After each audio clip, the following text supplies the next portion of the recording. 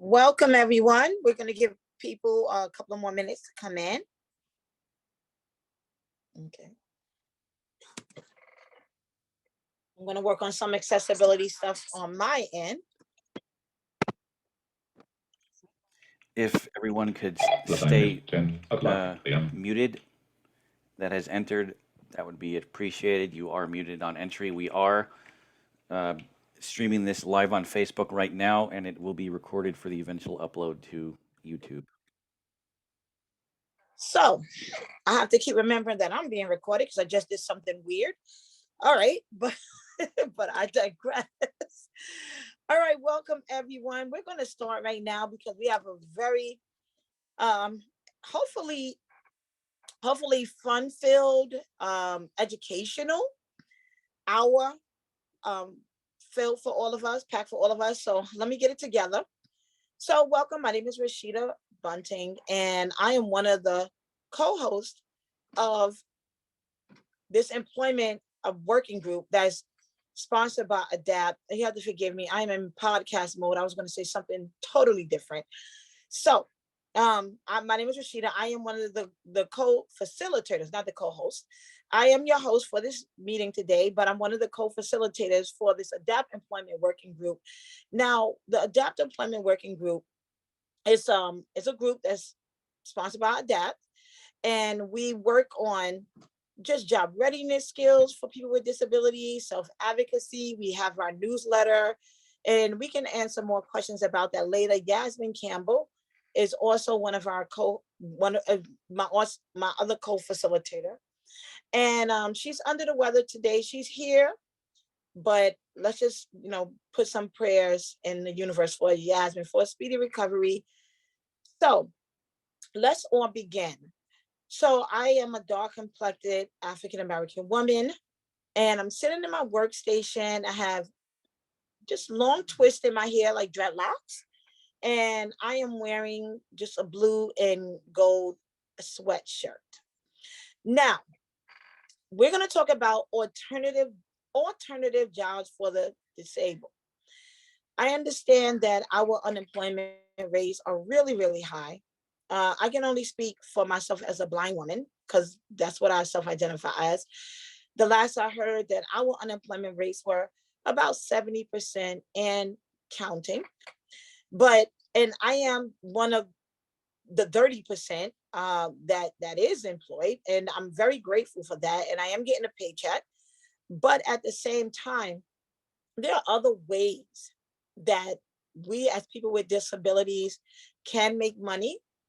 A lot of the jobs are untraditional, but that still doesn't discount the fact that we're out here and we're part of society, and we are engaged just like typical people or non-disabled community. Now, for those who, and I have these wonderful panelists here that came to discuss the alternative ways that as people with disabilities make money. Please hold all of your questions to the end because an hour is short, and when people are actively listening and excited about what they're hearing, the hour does go fast. So I'm going to do a brief icebreaker for those who want to participate. And my screen reader is off, so somebody just going to have to let me know whose hands are up. I'll just take about 3 or 4 people before we begin. So what is the most, as a person, what is the most untraditional job that you've ever had?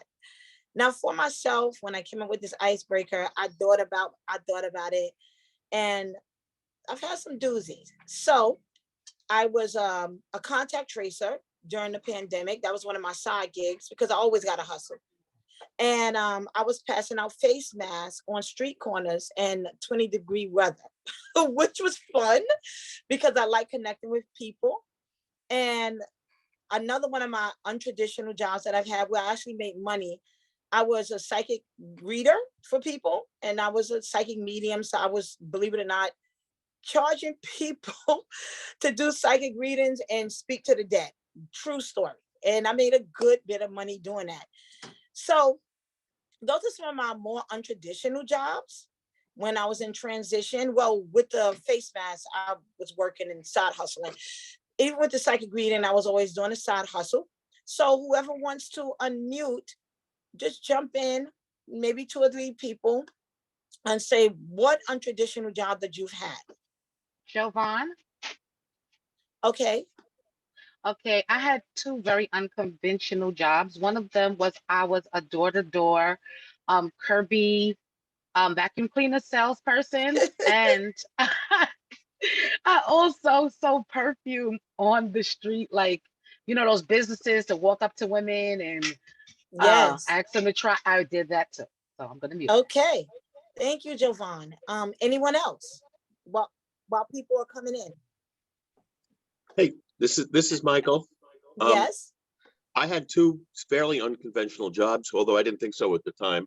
I sold ice cream in Midtown in the streets for a push cart, and I got to, stand in front of Radio City or in front of the basketball courts in the village, and make 25% commission on every ice cream I sold.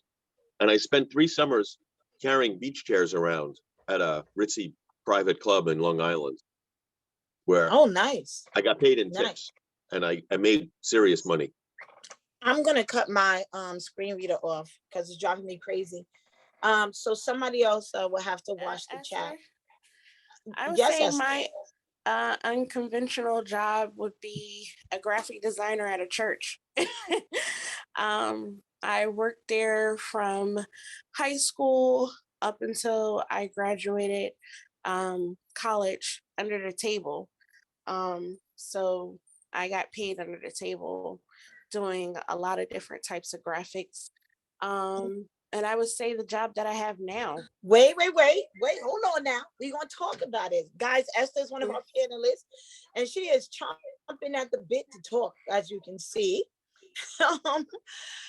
It's funny, Esther. I too was a blind graphic designer and made a lot of money from that. And as I think about it, I was also got paid to be a Nielsen family, where there was a time when people didn't stream and watch TV, and we had the box hooked up to the TV, and you documented all of the shows that you watched as a family, and we got paid for it. Okay. One last person, and then we're gonna begin. Any hands? Just unmute. I used to, I did it for a long time. I used to monitor calls. When you call companies, this call may be monitored or recorded. I was one of those. Your name, ma'am? Huh? And your name? Elizabeth Valdez. Welcome, Elizabeth. Welcome. Thank you. So this is the stuff we're going to hear about, because I understand it's all over the place. We go to our state agencies, whatever your disability is, trying to find a job, and family members say you should be working, and we have our college degrees and high school diplomas, and we want to be part of the working class. And at the same time, we definitely feel like I'm not cutting the mustard based solely on our disability. And these people have come and they came to share other ways. So without further ado, we'll begin. Now, first up, we're going to speak to Chris Murphy. Chris, are you ready? Okay, maybe Chris is not ready. Chris? Sorry, I have too many windows Okay. open. I apologize. No, that's fine. But Are you ready? You're up to bat? I am ready. Okay, Chris, in the interest of time, I'm going to give you 10 minutes. So I'm going to set timer now. Begin. So my name is Chris Murphy. I am one of the co-coordinators for Downstate New York Adapt. I am a half Native American male, and I am totally blind, and I'm sitting in my bedroom. I might as well just call this my office, because that's basically where I do pretty much everything, including this. But most of the things that I have done really stem from volunteer work, but it led to something. And when I first kind of began my journey after college, that's where I really realized that, hey, maybe this particular journey that I'm going to get to in a second is something that I want to do.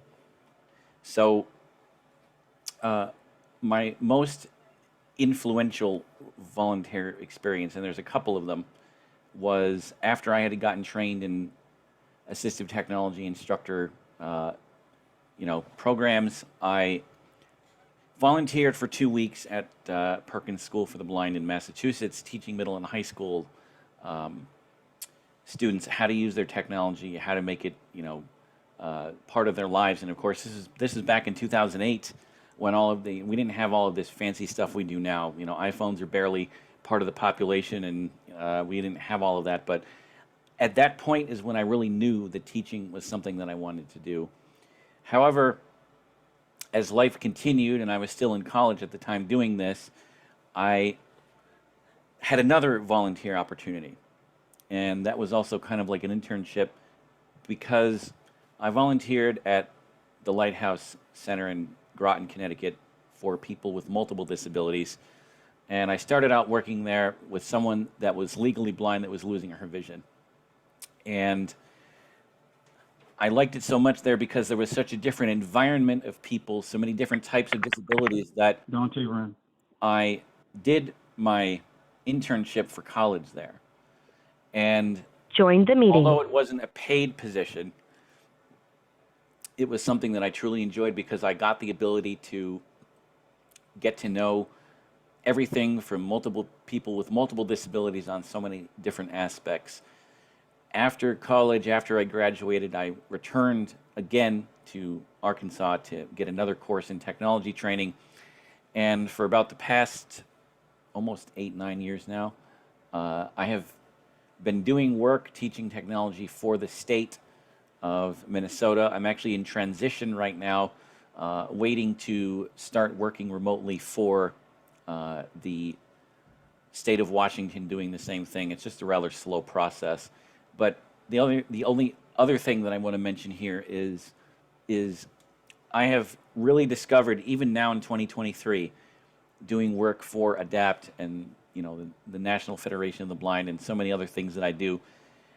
It's not just the paid positions, but it's also important to do volunteer work, especially because it could lead to something, and you never know what could possibly happen. And it's been an incredible journey for me over the past 8 or so years that I've been doing this, especially with the volunteer work component of it. And I truly have enjoyed where I'm going. Like I said earlier, I am in transition right now. I'm waiting until I can start virtually working for the state of Washington. That was a shot in the dark through a contact, but I am totally looking forward to that because teaching is something that I know that I am good at, and it's definitely a skill that someone can benefit from. So if there's any questions for me at all or anybody else, definitely hold them till the end, but it's definitely been a pleasure to share with all of you, and I'm looking forward to hearing about others' experiences. Thank you so much, Chris. Next up, we have Jovan Campbell. Jovan, are you here? Because I did see her drop off. Yes, and come I'm back. here. I'm here. Okay, Jovan, you're up. Tell us about your alternative or untraditional position. Good afternoon, everyone. My name is Jovan Campbell, and I haven't always been, well, let me start by giving my description. Sorry, guys. I am an African-American woman. My hair is in a short do, and I have worn a hoodie dress with an astronaut on it. And I haven't always been disabled. I lost my sight when I was about 25 and had some medical issues. But when I was ready to get back into the world and being a contributing member of society, I got all of this ACT training, and that led to me getting a position, well, not a position, but an internship. So the internship was for about 3 months, and then I got it extended to another 3 months. And pretty much what I did was I shadowed Rashida. I took calls, I corresponded with different clients, and we went out and did outreach. And from that position, it led to me doing some volunteer work, doing the same kinds of things. And it was with the intention to lead to a permanent position, but unfortunately, the pandemic hit, so I ended up going back to school. And I'm also a co-host of a podcaster. I think I've covered everything. So thank you for your time, guys.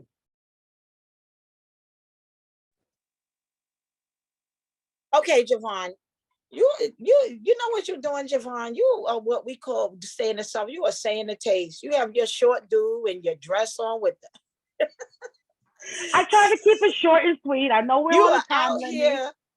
You are out here saying the taste, man. You came dressed up and ready. But I do have a further clarifying question, Javon.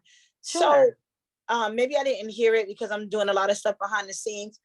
Hmm. This internship that you did, um, was it a paid internship, and where did you find out about that internship? So can you walk us through that process? Okay, I did say that my internship came from the ATC training. So I got some ATC training from a local blindness agency. And one of my job career specialists thought this would be a really good fit for me. You know, they did some calling around, and I believe they spoke to you and the other supervisor, and they go, okay, go on this interview and see if this will fit. So it did come from all the ATC training, and it was a paid position for the first Okay, 6 months. so okay, I was gonna thank you. I was gonna say that. So too often, especially in the field of disability, even though I've had some doozy of weird jobs, I also worked for years in the field of just disability and education. And a lot of times we get jargon heavy and acronym heavy. What can you explain what ACT is? And also for those who are who may be sitting in your shoes right now, where they're saying, hey, I'm with some agency, or maybe I need an agency. If they help Javon, can they help me? Can you explain what ACT is? And also, can you tell us what that agency was, the name Oh, of it? okay, sure. If the agency was Helen Keller, and ATC stands for, I would assume, Assistive Technology Class. And that's what led to my WET internship, which means work experience training. So for people who have a lot of gaps because of whatever reason, be it, couldn't find a job or medical issues, these experiences kind of allow you to fill in those gaps. So you get the training, you get a little bit of income, and you get some experience. Thank you, Javon. So that WET, WET. So let me clarify. Let me make sure I heard you correctly, because as a long COVID survivor, you know that story. Sometimes I have this brain fog. So a Mm-hmm. WET program is work experience training, and that's for a person who, is this only for blind people or no? I would Hello? assume I Oh, got it through. Yes, I got it through okay. the local Helen Keller. Okay. I'm not Okay. sure if other agencies offer this. I know it is something that Helen Keller offers, and I believe the other blindness agencies do offer it, but I'm not Okay. sure if, with other disabilities. Okay. So this is for a person, and this is a good opportunity. This is for a person who may have not been disabled, Mm-hmm. you know, may have been a typical person Mm-hmm. and become disabled due to injury or illness. And now you have this big gap where I'm sitting home and you have to just deal with the trauma and the stress of becoming disabled. Mm-hmm. And now this is a way to get your feet wet back into the workforce. Or just say, as a blind person, I drove for a living. I was a bus driver, and now I have glaucoma and I'm not able to drive for MTA. And I've done this for 25 years. And now what am I going to do? So this is an opportunity to find a person with a disability another way of seeing if they're ready for the workforce. Did I hear you Absolutely. correctly? Okay. All right. Absolutely. Thank you, Javon. I'm sure people have more questions at the end. Okay, next up, we have Mr. Michael Ring. Are you ready, Mike? Good morning. Yes, I'm ready. Okay, of First, course. You were born ready. I will, yeah, I will tell everyone what I look like. I'm a very handsome guy, a white guy that's going to turn 60 years old this year. And behind me is my bookcase and the fire exit door from my apartment. And I'm going to share two of my unconventional ways that I've been making money over the past couple of years. And it's a way that anyone with any disability or not disability can do this. And they're two separate things. So I want to make sure that they're considered separate. Every day, I wake up every morning and with my coffee, I fill out online surveys. And I easily make a couple of dollars every morning. But sometimes I make a lot more than a couple of dollars. They've led to in-person interviews. Some of them were screening surveys where I actually became a named plaintiff in a class action lawsuit. And that was a $3,000 payout for something I didn't really expect. And I've been wound up doing medical studies where I got paid $500 to let them take an MRI of my brain. An MRI, there's not much side effects from an MRI aside from being cooped up in that little box for 15 minutes. And I'm going to put a link in the chat to one of the companies that I go to. And full disclosure, if you sign up for this survey company, I'll get a commission. Like I will get a third of whatever you make, and you won't make any less money, but I'll make a little money. So one thing about the surveys I do is the more you do, the more emails you get inviting you to do more, and the better at them you get. You have to decide for yourself how shady you want to be, what level of dishonesty you're comfortable with if you want to get paid to do the surveys. So if the first question is, do you like chocolate? You kind of know that if you say you don't eat chocolate, you're not going to get qualified to do the survey because they're looking for people who eat and buy chocolate.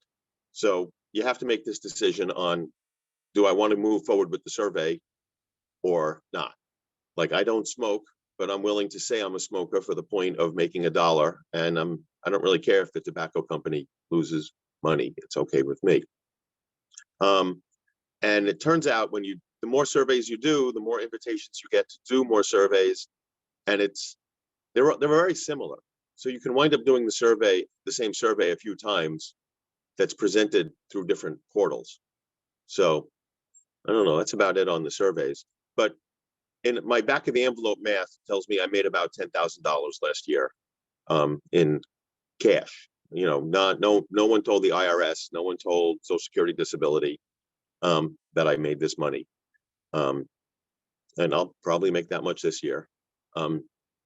So the second way I make money, which is considerably more legitimate and more positive and makes me feel better about what I'm doing, is I'm an election day worker. Some people call us poll workers, but that's a little weird because that some people think we work at a nightclub if we're poll workers. But anyone can be an election day worker. And I'm in Brooklyn, I'm in New York City. And if you go to electiondayworker.com or .org, or I had it on my other screen. It is electiondayworker.com. You can sign up to be an election day worker, and there is a significant shortage of people to work on election day. So you will be invited to do a training, and you will probably get a job on election day. The thing about being an election day worker is that in New York City, you start work at 5 a.m. and you work until 10 p.m. During the primaries, when it's not busy, you get to take a lot of breaks, go home and take a nap. Your supervisor will probably, once you get the feel of what you're doing, it's not that stressful. You will probably be in your own neighborhood. If you're not, you can complain and they will assign you. Like I'm assigned to work where I vote in the same building where my kids went to school. So I know where I can hide and take a nap. I can go home and have lunch. And I work with the same crew, and it's a good job. And we get paid $250. And I'm told, this is one of these things that I can't vouch for 100%, that election day workers' income is exempt from any sort of reporting to Social Security limits. And I'm also working early voting, which means I worked 3 elections last year. and it's $250 a day, and early voting is 10 days long. So it adds up to a lot of money. And no one at Social Security Disability told me I was working too much. It's now, to get the job as a early voting is a little harder than working on election day. They only hire people to work early voting who have been working on election days. And there it's a bit of patronage. I had to be involved in a Democratic club and offered to do a favor for someone. And then they told my district leader that I was a good guy. And now I work early voting, which isn't walking distance from my house. I've been going to, I live in Park Slope, so I take the train 2 stops to Borough Hall or zip into an Access-a-Ride. And it's a shorter day, but it's a long week. And I see the way to sign up for that was put in the chat. And if anyone has any questions about any of these things, I think we're taking questions after. And also, you can, I'm sure you can email me about the surveys. There's little ways to make a lot more money that honestly are not as honest as I would admit on a public Zoom, but well, that's the way it is. I think I'm done for now before I self-incriminate myself. And really quick, Michael, you are, yes. this is Elizabeth Valdez, and you are, I just want to say you are correct. That income is exempt from anything. It is exempt. Yeah, I just don't have the paperwork to prove it's exempt, so I don't want to, I'm not a lawyer. Don't want to guys, hold on. Can we just reserve our comments for the end, because I just want to give everybody a chance. And this is some interesting. 10,000, Michael. Okay, so yeah. I definitely have some questions at the end myself. It comes but in the interest of time, wait, we're going to give everybody a chance to speak. One more thing about the surveys. It comes in through PayPal or Amazon credits or gift cards. It is not IRS money. I'm with it. It's a lot of, like, I go shopping on Amazon a lot.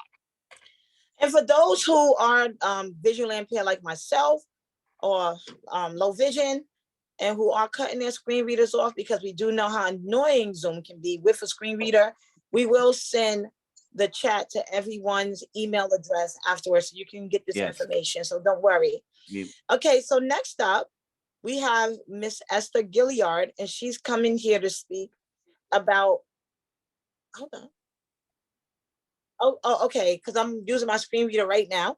So I was going to say, is she here? And she just sent a message. So Esther Gilliard, are you ready?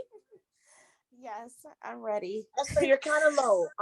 Can you move closer to the mic? Hold on, let me turn my, there we go. I think this might be better, right? Perfect. Yeah, I had the Bluetooth going through Alexa, so she was taking control. A brief description about myself. I'm Esther Gilliard from Philadelphia, Pennsylvania. I would say my skin tone, I'm African American, but my skin tone is like a mocha chocolate, I would say, or caramel, if you like chocolate and caramel coffee. That's me. And that's just my personality. I am actually working right now, so I'm in a bathroom cleaning up. And what I do for work, I am a nurse's aide, or an aide for my mother, where I provide home health service. I go with her to doctors. I make appointments. How did I get this job? There were people coming in the home that wasn't doing the job, wasn't providing a service for my mother. And I was already doing it anyway, making phone calls, going with her anyway. So I decided to take the job, and I felt like it was a learning experience for the job, so that they understood what a visually impaired person, because my mother is visually impaired as well, how to help her and provide a proper service for her as a visually impaired person, and to speak on her behalf when her her rights are being violated as a visually impaired person. I'm also a co-host on the One Heart, One Vision podcast. I'm also an advocate with the National Federation of the Blind, advocating for visually impaired and blind individuals like myself, for parents, because I am a parent. And I also advocate for my daughter in school as a blind parent. I think I cover most of everything. If you have any questions, feel free to ask me.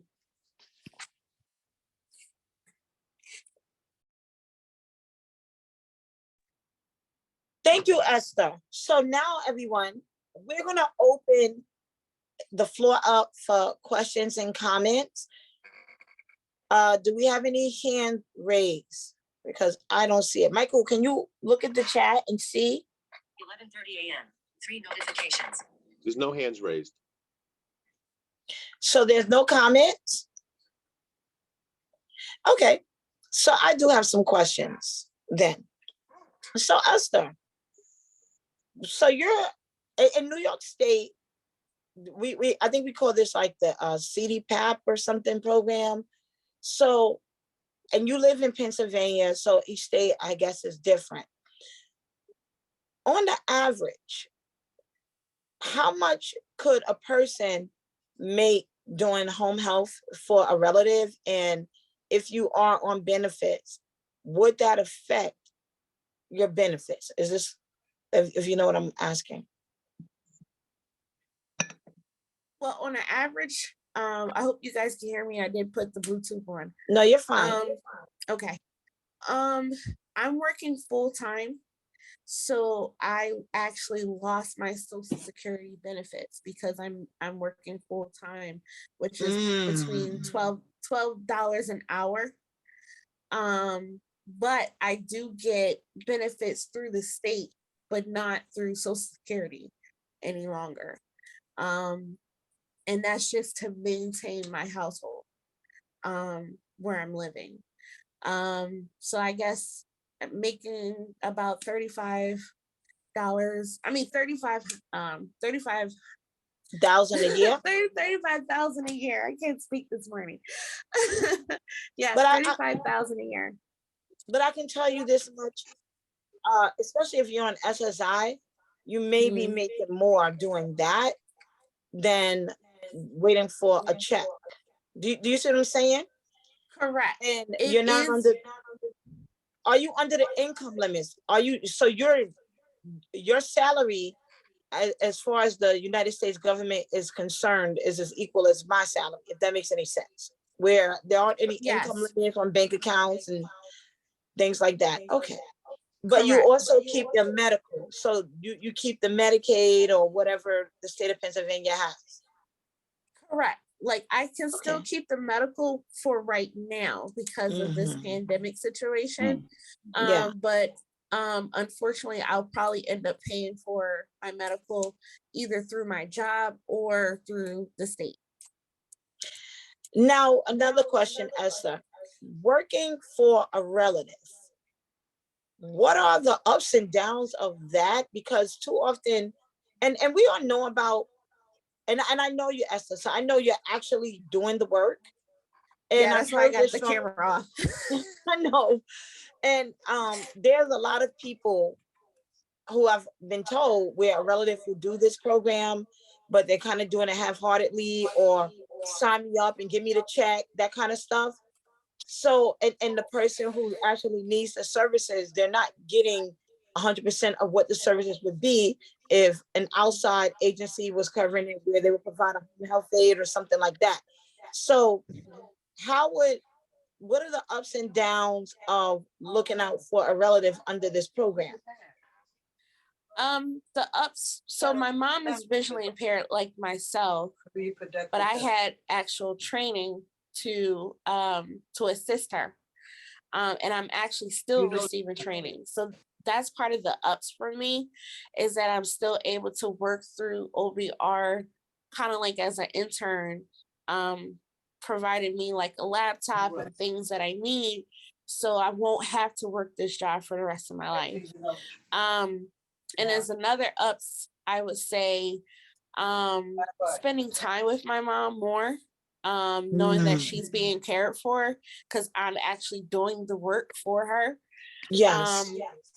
The down part of it is that I literally have to take her with me everywhere I go. So I work 7 days a week. And as a parent, and the hours that my mom has, I kind of have to like take her to like things that me and my daughter will want to do by ourselves, because of the hours that I'm taking. The downside also is that because I'm the only child, I can never be her power of attorney. So although I can advocate for her, I can't speak for her. Even if like she gets like dementia or some other health issues that messes with her cognitive skills, I can actually lose the benefits that I'm receiving now. So that's one of the downsides of it, of this job, especially if you're looking at this as like a long-term type job. It's not really that type of job. It's a job for like a temporary thing, especially if you Echo, are, stop. if you're I'm sorry, starting out, Esther. if you're starting out and you need something like on the side, where you want to provide a service for your family member, just until you get on your feet, that's the type, this is what this type of job is. It's not a long-term, it's a temporary type thing. Echo, stop. But it is something that you can put on your resume, and that's what's important. It is. And I also failed to mention, I also am a Mary Kay consultant too on the side. All right, gig. go ahead So with your hustle game. Yeah, go with the that's a hustle game, hustle. bro. That's another hustle that I'm doing on the side to try to make extra cash. But again, that's not something long term for me. The fact that I'm receiving OVR services. Could you tell with us what the that is training. for those who don't know what the acronyms again? OVR? It's the blind vision services. They work with people who are working or trying to go back to school, with all different disabilities. They provide laptops, they provide things, tools and things that you need to maintain your job or to maintain any type of employment that you wish you want to do as a disabled person. So it's vocational rehab, pretty much. Yeah, yeah. Yeah. No, I know it, but I'm just clarifying for those because we don't know, who we're reaching in an audience. And from one Mary Kay rep to the next, Esther, it's a tough job, everyone. That is another one of my side hustles too. The Mary Kay hustle. Thank I have you a so much. question. I have a question for Esther. Oh, yes, Javon. I'm sorry, you couldn't see my hand up. No, But no, Esther, I don't see the hands. I have a question because I know I suffered or I had to go through this when I did my work experience training. Even though it was a short time, it was only 6 months. How long did it take, if you don't mind me asking, for them to take your benefits before, like how long before you went, as long as you were working before they took your benefits, pretty much is what I'm trying to say. Was it instantly or was it over time or? Javon, who's the date that you're talking about? Social Security? Javon? Social Security. Oh, well, it just depends on which benefits you're receiving. If it's SSI. I'm sorry. I said benefit because I don't know what she was receiving, so I said benefit. Yeah, SSI. Okay. I was receiving SSI, and I did not know that SSI was also providing my insurance through public welfare, which they told me in the beginning that they did not provide me insurance because of I think it's like credits or something that you're supposed to build in Social Security to have as when you're a senior. That you can use as a benefit later on. I'm not a lawyer. I don't know how to deal with this, but apparently they were still paying for my medical, which I didn't know. So it took them maybe like 3 months before they decided to cut me off Social Security. And then you probably got an overpayment. I did. I got an overpayment, of course.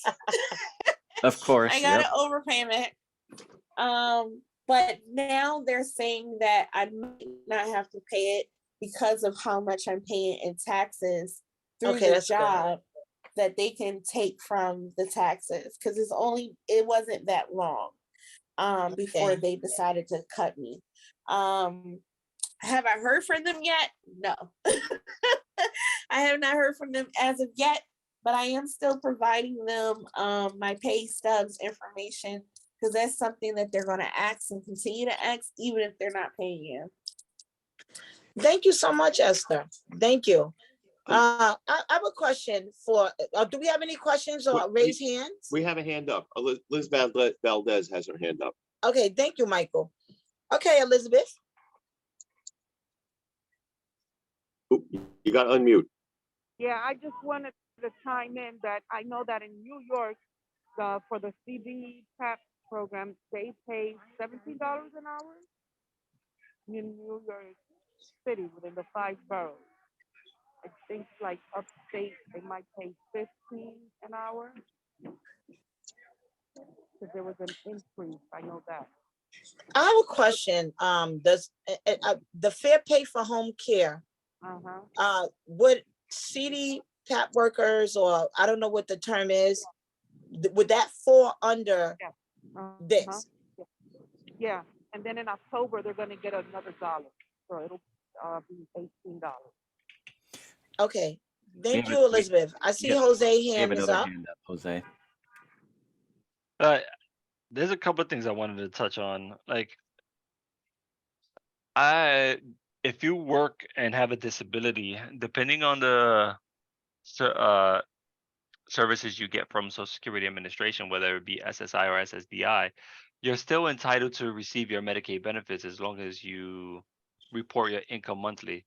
So someone can make up to $48,000, I think it was the threshold, if you don't have attendant services, and still get your Medicaid covered. That's on the SSI if you receive SSI. If you have home care services, you can make, I don't know, a lot of money, as long as you need your home care services to be able to work. But if you don't receive home care services and you received SSI benefits, I believe the threshold last year was something like $49,000 a year, and you can keep your Medicaid benefits. If you have SSDI, there's different rules to that, but you have the Medicaid buy-in program if you have a disability, where you can make, I think the threshold for this year is $68,988 for an individual, and like 90 grand for a couple. But that buy-in can get expensive also. They're not taking any payments right now. Oh, they're not? It says it on their website right now. They're need to not call taking them. any payments. Thank you for letting me know that, Jose. It's on their website. They're not taking any payments. They don't have a regular. They've been working on it for years, trying to get a payment system going, but it's been delayed and delayed and delayed. And you can sign up. They're not taking any payments. As far as the Fair Pay for Home Care campaign, any increases that arise from that applies to everyone under the home care umbrella. So if you're a HHA, PCA, or CDPA, personal assistant, you will receive an increase. That's good to know. That is so good to know. So if you guys are not advocating for the Fair Pay for Home Care campaign again this year, you should. You could reach out to me or someone in the carrier majorities. Well, Jose, you know the ladies of One Heart, One Vision. We're advocating for that, right, Javon? Javon is supposed to be, Javon's supposed to be undertaking that. Um, I'm gonna put my email into the chat. please do. Yes, Please please do, do. Jose. Like we're Jose, going you're up to always a wealth Albany. of knowledge. Thank you. We're going up to Albany and Um, meeting with legislators and stuff like that. So, but not necessary. You don't have to go up to Albany. We can do it virtually. You can contact the elected officials different ways. If you live in the Bronx, even better. We need more Bronx Dems to really recognize this. And if you know anybody in Carl Hasty's district, please let me know. what district does Carl Hasty oversee? For those who don't know. It's somewhere in the Bronx. I don't know the number. I think it's like 83 or 84 in the Assembly District, but I confuse them because I see I'm always like working different elected officials, so I don't remember them by district number, but by name. Okay, thank you so much, Jose. I see Jessica has a question. Jessica T. Hi, this is Jessica. I just wanted to let you guys know that for Medicaid, it was raised to 52,286 for this year, the threshold that Jose was talking about. So you can keep your SSI and your Medicaid. Thank you so much, Jessica. So my screen reader is on, so another hand raised. Sorry, I didn't. I see we Yeah. have someone by the name of Olivia, Liv, is that it? Lily. Lily's Lily's hand is Lily, up. it just flashed quickly. Okay. Go ahead, Lily. Hello. Hi. I'm sorry. I've been coming to stuff like this for a while, but I'm still sort of a little confused as to, information. So my two questions are, the first question is about what they were talking about earlier, the WET program. Do they have programs like that for people who are trying to figure out how to get back to work, but who are not blind, but have problems with mobility?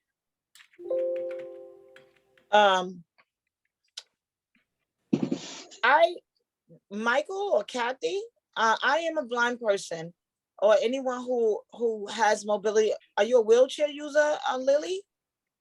Not all the time. I use a Okay. walker to get around because I have really bad arthritis in my right hip. I understand. And Yes.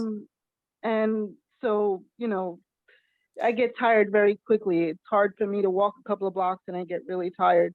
So I wind up using a motorized scooter a lot to go shopping and stuff like that. Okay. Where are you? And I've also been, having where are you from? problems with trying to figure out how to have the motivation to get back to work. Well, the beautiful part about this type of group, and we do have everyone's email, and we're gonna just send these email invites out, so you guys are gonna get tired of us, is to first of all connect with groups such as this one. And Downstate Adapt is a nonpartisan group, so this is not like a political or religious organization. It's just a coalition of people that's comprised of all disability groups who are interested in just the betterment of the disability community overall. And so we represent all groups, and this employment group, we do spend a lot of our time just trying to do workshops like this, just trying to get the information out there, words of encouragement, resources about job finding. Now, I'm not going to sit here and lie and say, oh yeah, go to this place, because I don't know. I can speak as a blind person, and this is the beauty of this organization, Adapt, because it is comprised of so many people. So I'm just throwing it out there to other people who may have mobility issues. Kathy, I saw your hand up. Yeah. Yes. First, we need to know where she lives. Yeah, where like are you the from? general area, like what borough? If she Oh, lives I New live in the York City? Bronx. Okay, so you would go to Bronx Independent Living Services is one possibility. Another thing is to reach out to, I guess, what's it called today? Access VR now. Right, Access put it in the VR. chat. Thank you. Yeah, thanks, Chris. Those would be two possibilities. Yep. And Jessica is our employment girl, aren't you, Jessica? What would you say? Yes, I do the ticket Ticket to Work program at Bronx Independent Living. So I can put my email in the chat if you would like. See, The teamwork Ticket makes to the Work dream work, program. Lily. Yes, Ticket to Work is help people with disabilities who receive benefits with their job search, resume, cover letters, and interview skills. And we help with benefits advisement. And we stay with you for the whole process. Okay. And that's for And the All the these Bronx. other, services are free. Yeah, just one thing to clarify, there's independent living centers for each of the boroughs. And actually in Manhattan, we have two. We have Sydney Center for Independence, Center of the CI, Center for Independence of the Disabled, New York. And also we have Harlem Independent Living Center in New York, in Manhattan. And then in the other boroughs, you have, they're BTID in independent Brooklyn. living. Yeah. Yeah, thanks. BCID in Brooklyn, Yeah. Staten Island Center for Independent Living in Staten Island. And then for Queens, they also, Sydney covers Queens also. Mhm. So that's Center for Independence of the Disabled, New York. But the one thing that I do want to say, Lily, as someone who works for bills, I don't know why I didn't think of bills, but as someone who works for bills, like Jessica, I put Jessica on the spot. Yep. The ILCs, because we want to form relationships with the consumers that live in our boroughs. So we definitely would want people who live in the Bronx to come into the Bronx. And Jessica put her info there. Jessica at bils.org. Email her and she will help you. Her phone number is in the chat as well. Yes. And Kathy, I see your hands up. We have about 9 minutes. Okay. Yeah, I just want to let everybody know here that what is being said today, these are all people's information, but I would strongly tell you that we are not giving legal advice or tax advice here. And so, and even about benefits and that, you need to go to the people that know, because every situation is different and they have to know all your facts. So definitely, in the case of Lily, please reach out to Ms. Tamba. And in the case of, other people's questions, please go to the people that know. This is only what we think is but we don't know, and you don't know, everybody's situation is different. And how much money you make and how it affects your income and IRS requirements. You definitely need to go to the people that know. So just remember Thank that. you, Kathy. We're just sharing our lived thank you. experiences here. Like I said, teamwork makes the dream work. Right, And but together even we can make major change. living experiences may not always be totally correct too. So definitely, check back with the people that do know the most. Thank you, Kathy. Rashida, Who? That's me. Okay. Who are you? it's Victor. I wanted to mention I something that know, I'm Michael just said playing with you. earlier. What's going on? Yes. Michael also mentioned about working for early voting. How that process also works is that the district leaders pick county committee members first. That's hard to get on the Brooklyn County Committee because you have to canvass yourself first before you even get picked. And once you get picked, that's also another way how when the district leaders go out and pick people to do early voting, that's one of the top people that they look at first. Whoever's on the Brooklyn County Committee. I had to volunteer to do a political favor for the Democratic Club. Correct. And they never asked me to do it, but then my name got put on the list of people who were helpful. It's not a skill-based promotion system. It's patronage. No, it's not. It's very frustrating.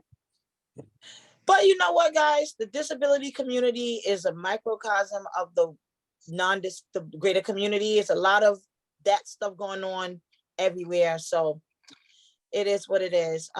We have time for one more question because we're almost out of time or comment.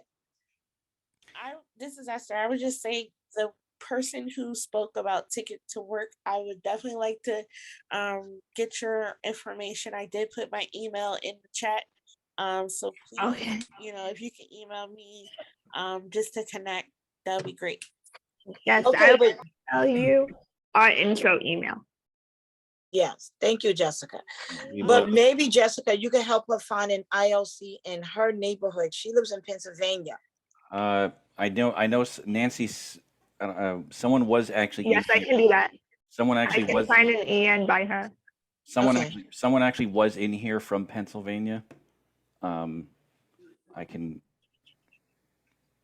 I have her email address. She'll get all of this information. Okay. She is not in here anymore, but she actually lives in Pennsylvania. So Okay, guys, we are at the end of this workshop. I'm having such brain fog, forgive me.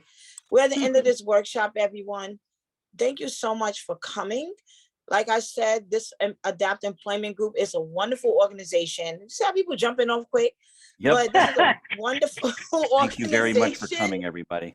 Thank you for coming. guys. We meet every Yes, thank you. second, first, and fourth Fridays of the month.